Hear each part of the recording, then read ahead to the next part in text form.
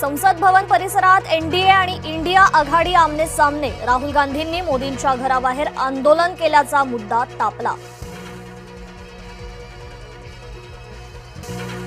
नीट पेपरफुटी प्रकरणी पंतप्रधानांची पोस्ट। खटला जलद गती न्यायालयात चालवणार, तरुणांच्या भविष्याशी खेळणाऱ्यांना सोडणार नाही असा इशारा।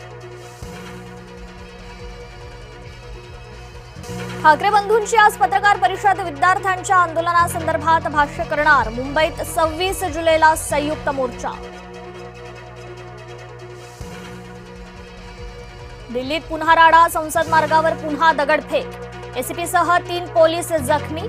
पोलिसांचा लाठीचार्ज, अश्रुधुराचा मारा।